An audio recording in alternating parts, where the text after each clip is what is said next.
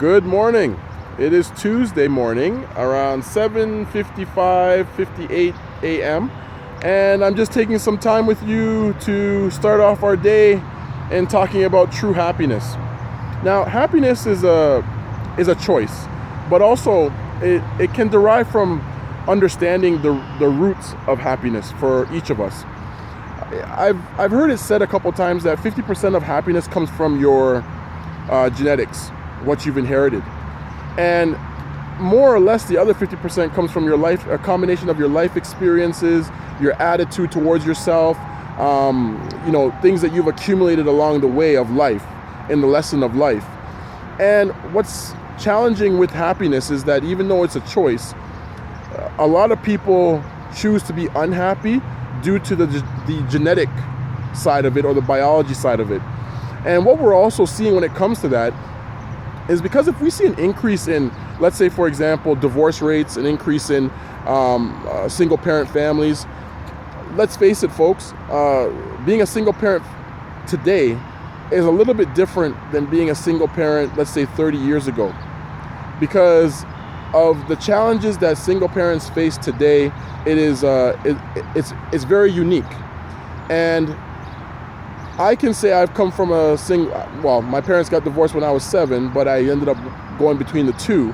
They were still single parents, but I had the balance, because the truth was that my dad had to teach me how to be a man when I turned 16. I lived with him from 16 till I was 19. And I was with my mom from age 7 till I was 15 or 16.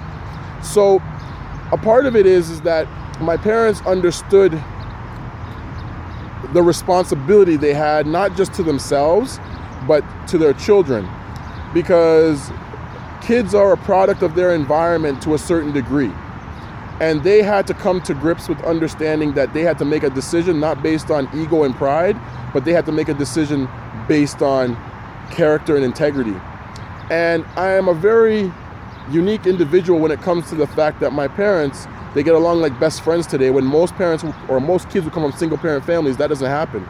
So I had a chance to see a balancing act there. And I never became a product of my environment.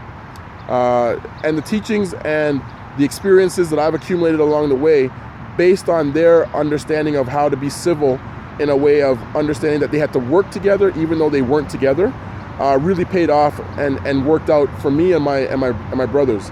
And for people who are out there who are dealing with this happiness piece and wanting to have some clarification on, trying to find happiness, realistically, happiness comes from you, but you have to make a decision to be happy, because you have to look at the things that you have and where you are and knowing that you're alive.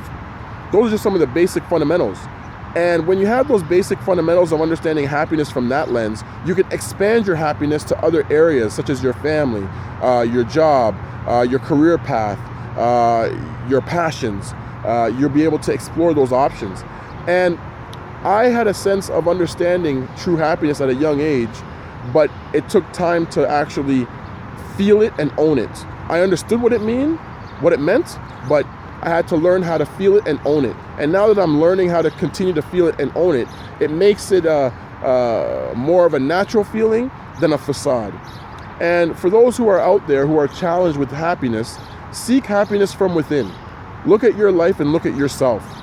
See yourself as an asset, not a liability. Learn to value being alive today, and learn that your worst day is someone's best day. Keep life in perspective, because all we have is this moment. If this is now the morning for you, afternoon, or evening, be thankful throughout the day for where you are at, and understand that it just takes a split second for our lives to change. And that change can be very significant for some, and it could be a loss for some, but it can change in a second. Enjoy the moment for the moment, and I hope that everybody's having a great afternoon, a great day, and a great evening, and a great morning. Take care.